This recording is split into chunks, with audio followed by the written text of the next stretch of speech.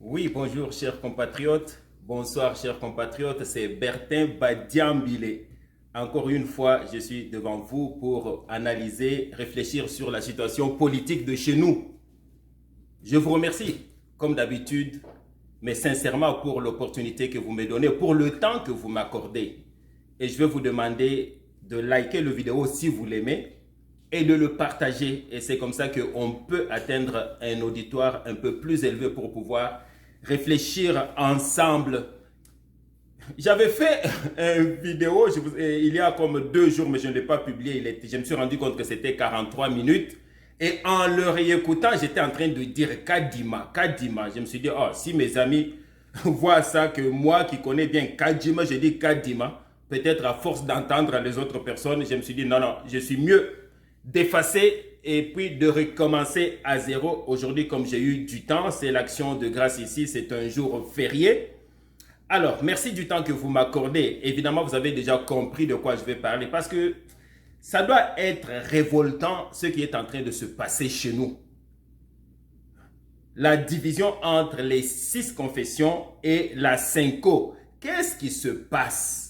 Est-ce que c'est quelque chose qu'on doit accepter? Je reviens à une des questions qui m'a été posée. Quelqu'un, un ami, qui m'a demandé, mais attends Bertin, c'est quoi là? Tu fais le dialogue, tu es en train de défendre le chef de l'État jusqu'à ce point-là. Ma réponse est, je ne fais pas le dialogue parce que je n'ai pas un plan là de quitter mon emploi que j'ai depuis très longtemps avec déjà toute l'ancienneté dans un pays qui n'a pas trop de problèmes pour aller travailler pour le chef de l'État chez nous. Je suis en train de travailler pour le pays, je peux le faire ici et si Dieu le veut qu'un jour je le fasse chez nous, pourquoi pas, mais je n'ai pas sincèrement cette intention-là. Ça serait un grand déchirement pour moi de pouvoir le faire.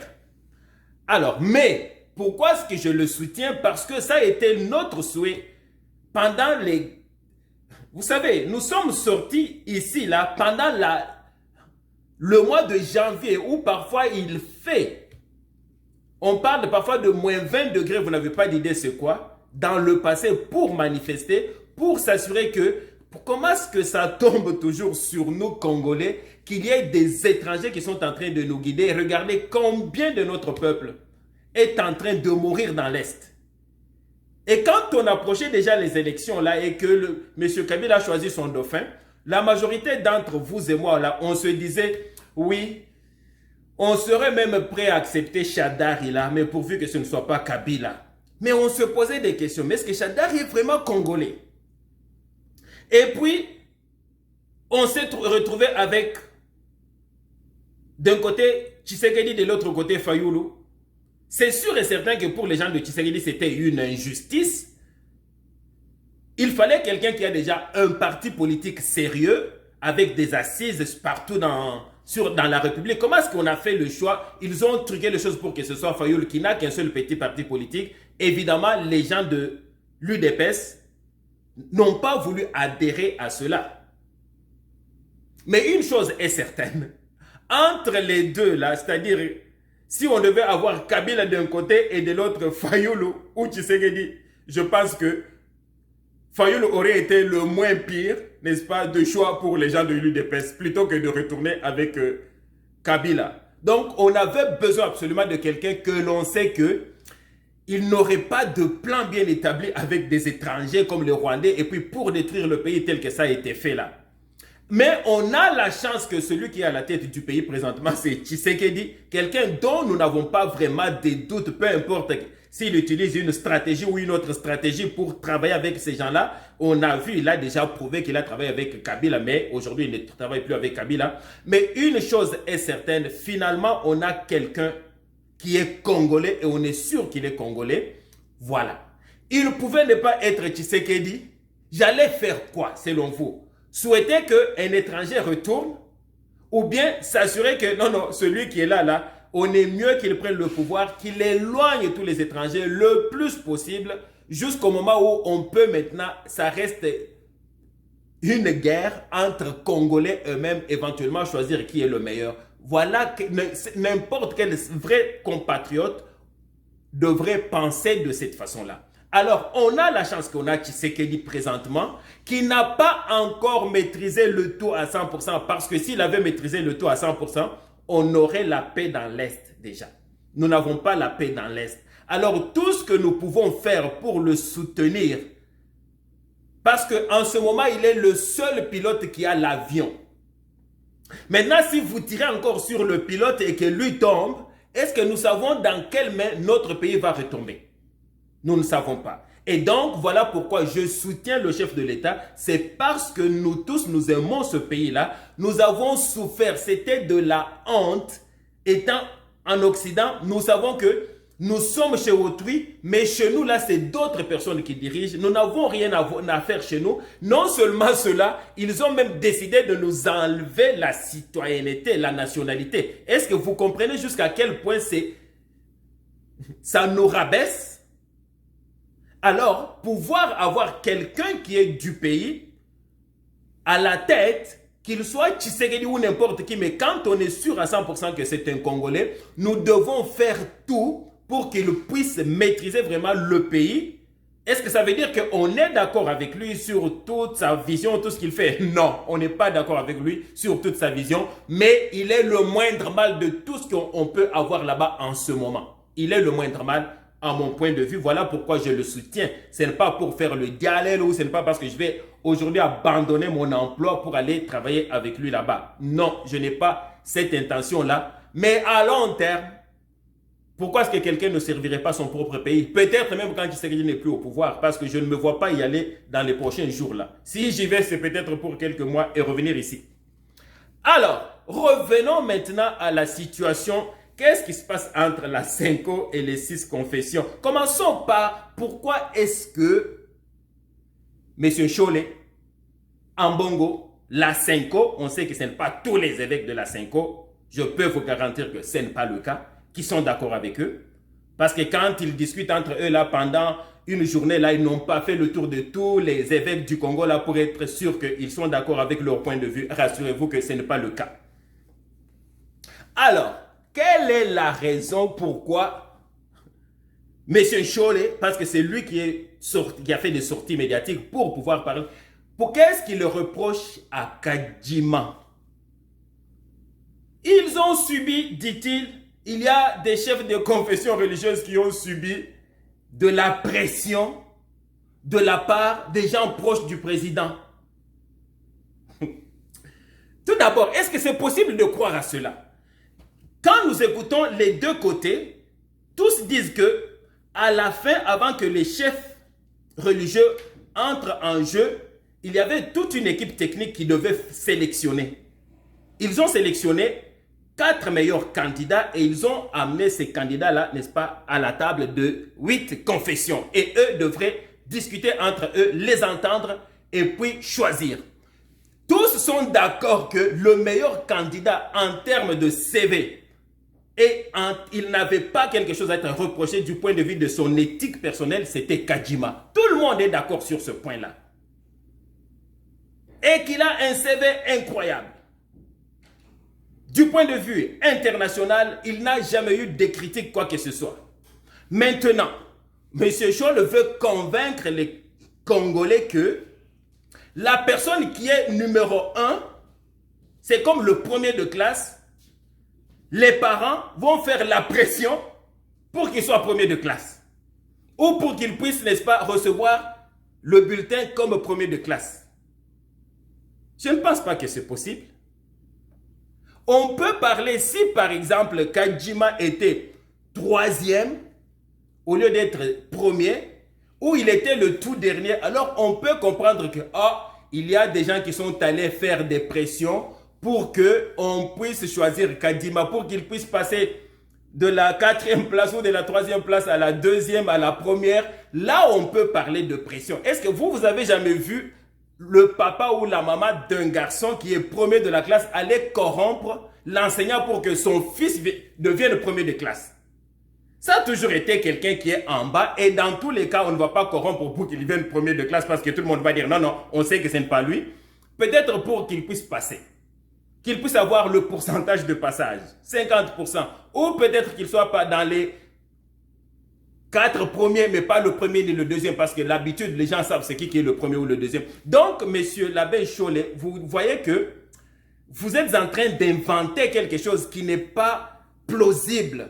On ne peut pas venir vous faire la pression pour que le premier puisse passer. S'il y a des gens, c'est sûr et certain, moi je ne peux pas le nier, que les camps du président, comme les camps de l'UDPS, aimeraient que Kadjima passe. Pourquoi pas? Ils ont le droit, comme vous avez le droit, vous auriez voulu que quelqu'un d'autre passe. Tous les Congolais ont ce choix-là. Mais quand ils voient que leur candidat est mieux placé, c'est le meilleur, la chose qu'ils puissent vous dire éventuellement, c'est « faites les choses avec toute justice ». C'est la seule chose qu'ils peuvent vous dire. Mais ils ne vont pas vous faire la pression pour que le meilleur puisse être meilleur. Ça n'a aucun sens. Ça, c'est le premier point. Deuxième point, monsieur l'abbé Cholet, s'il faut que les gens vous fassent la pression pour que le premier soit premier, vous comprenez que vous êtes corrompu. Est-ce qu'un enseignant, qui est un enseignant juste, on a besoin de venir le pousser pour que le premier sorte ou bien il va le faire automatiquement? Parce que c'est lui qui a droit et c'est la justice qui demande que celui qui est le meilleur puisse être premier. Donc vous, il a fallu qu'on vous fasse de la pression.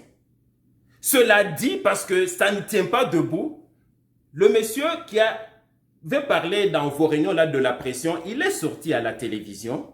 On l'a vu chez monsieur Boussolo Sango, bien sûr, Mutombo, Israël, son émission qui est Bossolo na politique, désolé. On a posé la question, est-ce que vous avez subi la pression pour voter pour Kadjima? Sa réponse a été, ça n'a rien à voir avec Kadjima. C'était des chicanes à l'intérieur de leur propre église. Il a donné le nom de ce pasteur-là qui est à Lubumbashi, qui lui a fait des pressions par téléphone, même à un des hôtels où ils étaient, parce que c'est lui qui veut prendre la place de ce chef religieux-là. Voilà la pression dont il parlait. Mais maintenant, M. l'abbé Cholet a tourné les choses. C'est devenu comme on leur fait des pressions. Et aussi l'histoire de l'argent.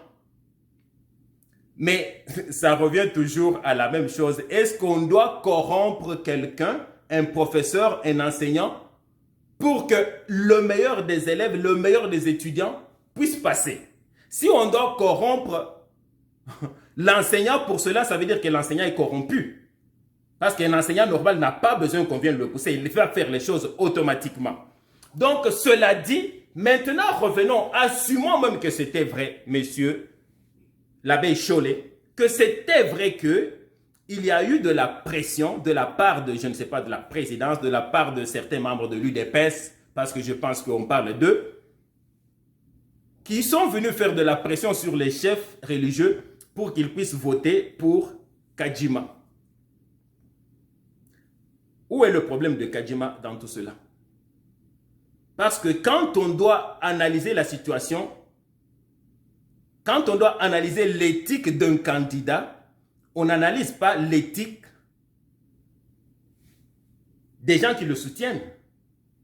On analyse l'éthique de la personne. Est-ce que cette personne, tout d'abord, est-ce qu'elle a des compétences techniques? Est-ce que comme être humain, elle a déjà des compétences de savoir comment gérer une équipe? Est-ce que cette personne, du point de vue personnel, est-ce qu'elle a été déjà dans le passé corrompue? Donc, on parle de l'éthique de Kadjima, du candidat. On ne parle pas de l'éthique des gens qui le soutiennent, parce que pouvez-vous me donner un candidat sur cette planète qui contrôle l'éthique de tous ceux qui le soutiennent? Si on prend le candidat, retournons, je ne veux pas aller ailleurs, restons dans notre pays. Prenons le candidat Fayoulou. Comme candidat, est-ce que tous ceux qui soutiennent Fayoulou, qui seraient prêts à faire tout pour qu'il puisse passer, est-ce qu'ils ont tous une éthique impeccable? Nous n'avons pas entendu les gens là qui criaient des chansons contre les Balouba, des chansons à caractère très très tribal, qu'il faudrait tuer le Moulouba et laisser passer le serpent, n'est-ce pas, garder le serpent vivant. Est-ce qu'on va maintenant disqualifier le candidat Fayoulou parce qu'il y a une portion de ses followers, des gens qui le suivent? Ces gens-là, leur éthique laisse à désirer. Est-ce que cela doit affecter la candidature de Fayoulou? Pas du tout. C'est la même chose que Tshisekedi. Parmi les gens qui suivent Tshisekedi, il y en a sûrement qui sont des radicaux au vrai sens du terme, mais cela ne va pas entacher l'éthique de Tshisekedi. C'est la même chose. Est-ce que vous avez des enregistrements? Est-ce que vous avez des preuves qui mettent Kadjima lui-même en question comme personne du point de vue moral, du point de vue éthique? Si vous n'en avez pas, alors imaginez là, si vous aviez des enfants, qu'on vienne vous dire que votre enfant a été disqualifié, il ne peut pas obtenir un prix qu'il méritait parce que dans le public, parmi les gens qui l'applaudissaient, il y a quelqu'un qui a lancé une insulte envers l'arbitre. Qu'est-ce que vous allez dire de ce type d'arbitre-là? Donc, ce dont il est question, c'est l'éthique de Kadjima. Pas qu'il y a des gens qui ont fait la pression, il y a des gens, parce qu'au bout de la ligne, quand on y pense, ceux qui vous accusent que c'est vous qui êtes le tribaliste, alors ils ont raison. Parce qu'au bout de la ligne, si on analyse, c'est le fait qu'il porte le nom de Moulouba et que le chef de l'État est Moulouba. Est-ce que c'est un péché? Donc, Kadjima, il doit se condamner. Oh mon Dieu, pourquoi est-ce que je suis sorti de cette tribu-là? J'aurais pu être... Est-ce que c'est un critère? Est-ce que la Constitution interdit cela? Ou c'est votre imagination? Je ne suis pas en train de dire que peut-être que Kadjima, dans sa tête, il aime le président de la République. Ça, je ne peux pas nier cela parce que je ne le sais pas, je ne connais pas Kadjima. Comme même si vous mettez n'importe qui là à la place, qui peut nous garantir que dans son cœur caché là, il aime un candidat qui est le président ou un autre candidat? Ça, ce n'est pas à nous de commencer à entrer dans la tête des gens ou de faire des présuppositions à leur place. Mais si vous avez quelque chose de concret qui peut prouver aux gens que non, c'est un membre de l'UDPS, il est trop proche du président, ne dites pas qu'il connaît le président. Je pense que tout le monde connaît le président. Il y a des milliers de personnes qui peuvent vous sortir des photos avec le président, vous-même inclus dedans. On peut vous trouver des photos avec Fayoulou, avec n'importe qui. Donc ça ne veut absolument rien dire. Donc, attaquer l'éthique individuelle et personnelle de Kadjima, oui, là, ça fait du sens. Mais pas qu'il y a eu des pressions. Ça ne l'engage pas. Comme moi, là où je travaille, là, s'il y a quelqu'un qui m'aime et puis qui a fait quelque chose, ça l'engage lui. Ça ne va pas me disqualifier parce que on est responsable que de ses propres actes présents, passés et futurs. Je ne suis pas responsable, Kadjima n'est pas responsable des actes de la présidence, pas du tout. Mais si c'est cela qui vous guide, qui dit que parce qu'il est proche du président, ça ne devrait pas être ça. Parce que n'importe quel candidat que vous allez sortir là, il va être proche toujours de quelqu'un. Alors quoi faire? Donc, ne plus faire des élections. Voilà pourquoi. Parce que peu importe dans quel pays où vous allez aller, il y a toujours quelqu'un qui va être proche d'eux. Qui va peut-être aimer. Mais quand on ne s'entend pas, parce qu'on ne va jamais s'entendre, vous allez sortir votre candidat. Je vous garantis que le camp de l'UDPS et de ceux qui aiment le président ne seront pas d'accord avec ce candidat-là parce qu'ils vont dire que ça c'est un candidat de la Senko. Si la Senko a accepté ce candidat-là, ça veut dire que c'est un candidat contre le président parce qu'ils ont toutes les raisons de l'avouer. Vous-même n'étant jamais au milieu du village, comment pouvez-vous découvrir le candidat qui est au milieu du village? Comment est-ce qu'on sait que vous n'êtes pas au milieu du village? Parce que commençons même par le début. Quand vous avez, vous qui êtes une autorité morale qui devrait être vraiment presque au milieu, c'est-à-dire vous avez le même type de relation avec le camp Kabila, on peut dire comme ça, avec le camp Tshisekedi, avec le camp de Lamouka, mais on ne vous a jamais vu. En tout cas, je ne peux pas dire à 100% là, c'est ce qui est dans votre esprit, mais c'est cela que la population perçoit. On vous a toujours senti en opposition comme une forme de dent que vous avez développée contre le candidat Tshisekedi qui est aujourd'hui président de la République. Vous-même, vous n'avez pas démontré cette neutralité-là. Déjà dès le départ, quand on sait que ceux qui ont organisé la conférence de Genève, ceux qui ont organisé ces assises-là pour trouver le candidat commun, on savait que ces gens-là n'aimaient pas le candidat Tshisekedi. La preuve en est qu'ils ont financé la campagne du candidat Fayoulou. Et entre-temps, les mêmes là qui soutiennent Fayoulou, ils vous ont donné, vous en tant qu'observateur indépendant, ils vous ont donné leur propre smartphone avec leur propre argent, vous les avez acceptés. Ça montre que vous n'êtes plus au milieu du village. Donc, vous opérez pour un camp. Et que tout ce qu'eux disent la plupart des fois, on sent que vous avez la même façon de penser, les mêmes idées que ces gens-là. Et souvent, c'est contre le président Tshisekedi. Alors, qui va vous croire que vous êtes au milieu du village? Donc, si vous aussi vous sortez un candidat, et d'ailleurs on attend que vous le sortiez, pourquoi est-ce que les autres ne vont pas dire aussi la même chose? Et si c'est le cas, comment est-ce que la situation doit être tranchée? Comme ça se tranche dans toutes les démocraties et comme c'était inscrit dans votre propre charte, on passe par le vote. Pourquoi est-ce qu'on est arrivé à ces 4 candidats-là alors qu'il y avait tout un processus? Pendant tout ce temps-là, vous n'aviez pas remarqué toute l'éthique de Kadima que vous reprochez aujourd'hui. Tout ça, ça n'existait pas avant. C'est venu juste à la dernière seconde.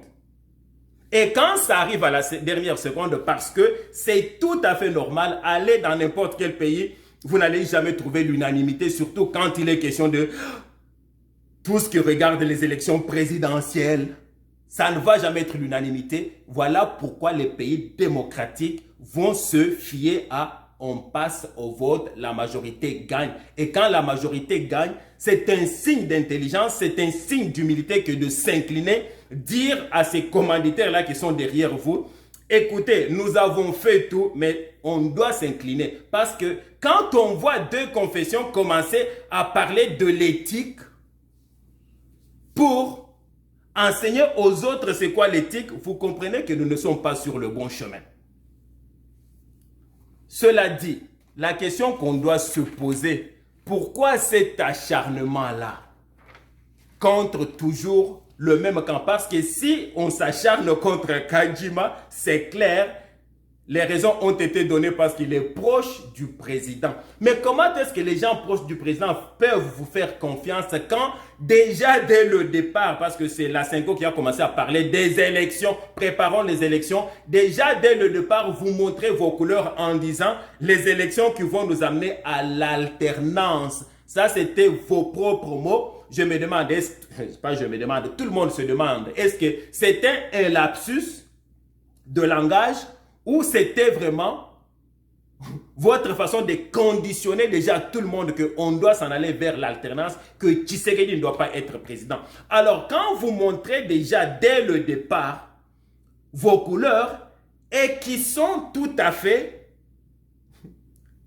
cohérentes avec votre façon d'être contre ce président-là, qu'est-ce que les gens doivent faire? Pourquoi est-ce que les gens doivent vous faire à vous confiance? Parce que nous savons que ce n'est pas votre façon d'agir, de pouvoir comme bloquer tout un pays, parce qu'en ce moment, on n'est pas en train de bouger, évidemment, parce que ça ne regarde pas le président, ce n'est pas le président qui doit trancher, c'est le président de l'Assemblée nationale et l'Assemblée nationale elle-même, parce qu'ils ont eu des conseils, non, privilégions le dialogue, ça sont des différentes ambassades, privilégions le dialogue, qu'ils arrivent au moins au consensus, ça c'est la raison. Mais la grande raison, pourquoi est-ce que vous vous acharnez avec toutes vos ongles jusqu'à ce point-là? Quand on sait que ça ne fait pas partie de votre habitude, parce que là où on aurait attendu un acharnement là farouche de votre part, c'était pendant le dialogue que la Cinco a chapeauté en 2018. C'était 2000, en tout cas.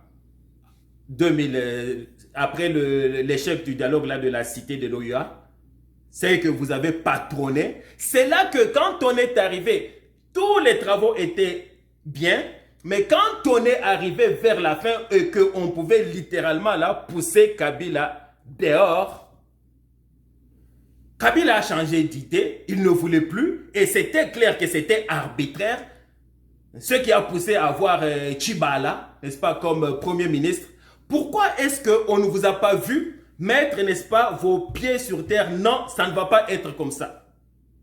Parce que vous auriez raison, tout le monde vous aurait cru parce que on était devant quelqu'un qui avait commis beaucoup de crimes dans ce pays-là. Des crimes contre l'humanité. Nous parlons des 80 fosses communes. Nous parlons de la fosse là de Maloko, on a retrouvé, je ne sais pas, 400 morts ou combien, sans parler des opposants qui ont fait sortir du sang dans des prisons, sans parler aujourd'hui, on continue à trouver des congélateurs avec des restes des Congolais, sans parler du point de vue économique, comment est-ce qu'ils sont spoliés tout le pays par terre, toutes les compagnies qui devraient être de l'État leur appartiennent. On voit des ports qui appartiennent à des individus, à une famille. Voilà, on aurait pu voir vous là, vous mettre farouchement là. Non, on va mourir aujourd'hui là. Vous, monsieur Kabila, vous devez partir. On doit avoir l'alternance.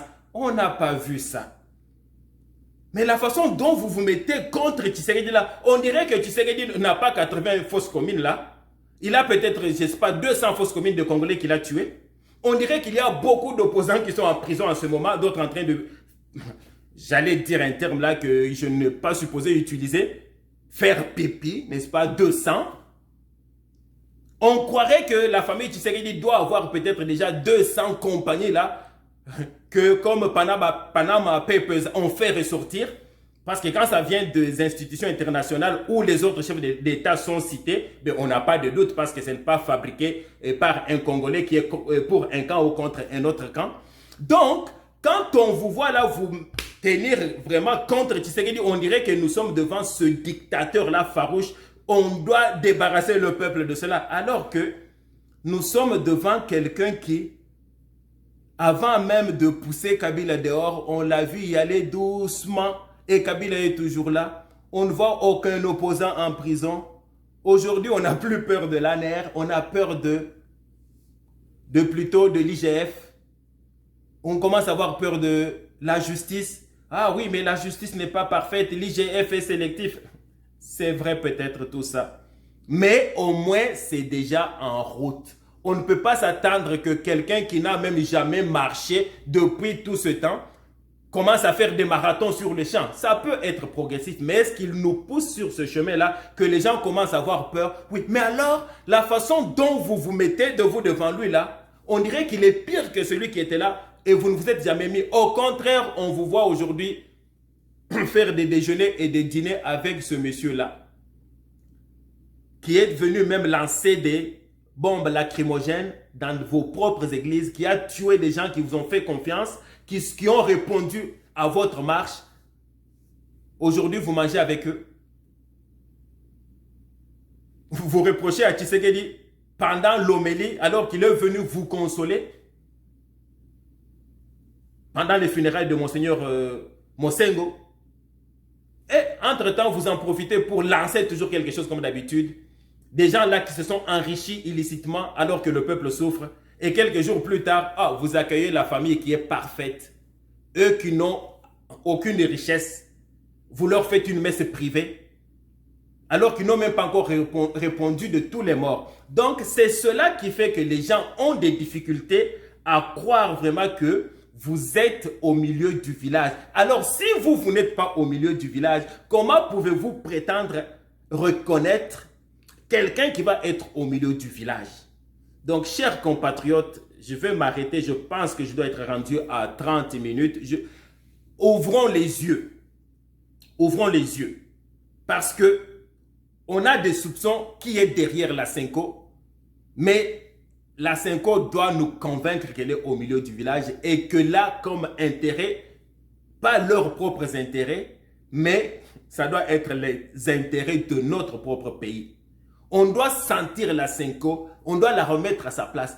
Quand le président vient avec quelque chose de bon comme la gratuité de l'enseignement. On veut voir la Senco qui l'appuie, pas qui est un peu réticente. Oh ben on va voir pourquoi ça. Si vous êtes des représentants de Jésus, Jésus était là pour les pauvres. On a beaucoup de familles pauvres là-bas qui ne réussissent pas à éduquer leurs enfants. Oui, mais les enseignants, d'accord, tout ça, ça peut s'améliorer en cours de route. Tout d'abord, applaudissez et soutenez au maximum le président, parce que même si vous n'êtes pas d'accord avec lui politiquement, mais cette œuvre-là va profiter au peuple. Mais non, on n'a pas vu ça. On les voit avec un peu des petites déclarations là.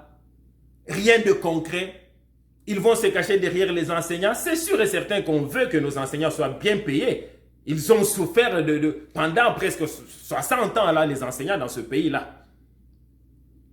Mais est-ce que notre pays est déjà rendu au point de payer bien tout le monde? Si la réponse est non, alors pourquoi ne pas soutenir chaque pas de façon qu'on puisse s'en aller à cela? Et puis, c'est sûr et certain qu'on ne peut pas y arriver après 2, 3, 4 ans. Moi, je doute très fort là. Et amenez-moi n'importe quel autre candidat. Là, je ne crois pas qu'après 2, 3 ans là, le pays serait déjà un paradis terrestre. Non. Mais la question qu'on se pose, est-ce qu'il pose de bons gestes? Chers compatriotes, je vais m'arrêter par là. Je vais faire une autre vidéo dans pas longtemps, peut-être aujourd'hui même. Likez, partagez, qu'on puisse avoir un auditoire un peu plus large. Et ça va nous permettre de continuer à échanger. Merci beaucoup. Je vous remercie.